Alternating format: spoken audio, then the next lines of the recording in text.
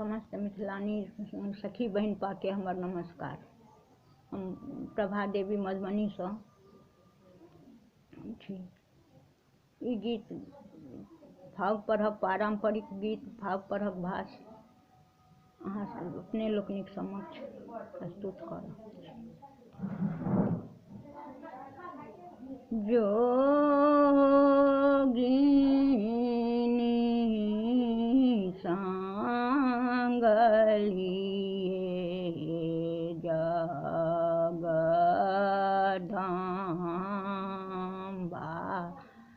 खेलये फागु जोगिनी सांगलिए जगदम्बा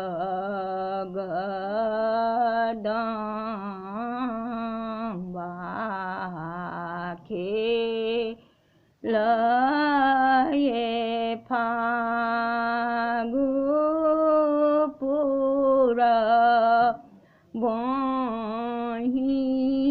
खेलये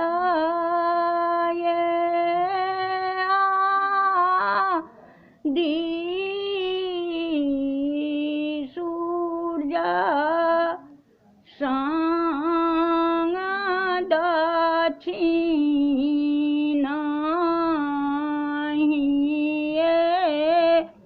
हो दक्षिणाहि गंगा हनुमान जोगिनी सांगलिए जगदम्बा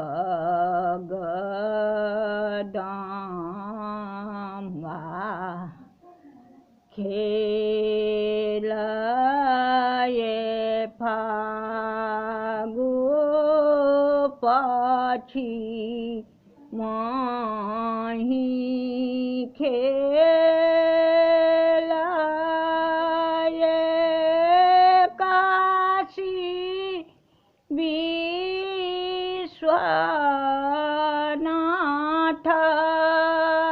संग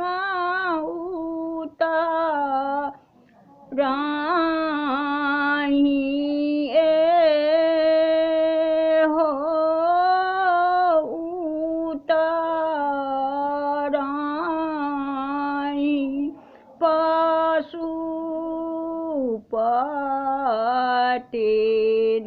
पशुपतिनाथ जोगिनी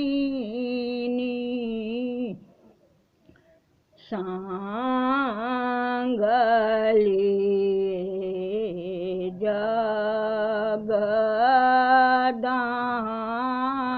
जगदम्बा खेलये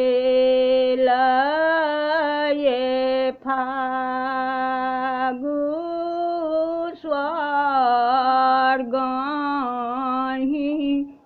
खेलये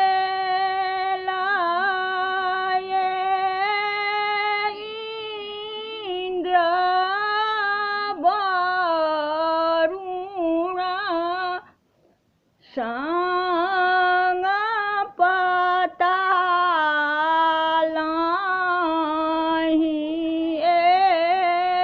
हो पतालहि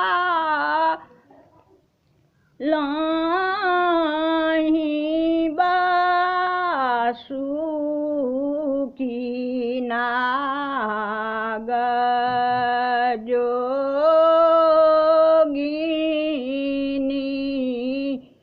सांगलिए जगदम्बा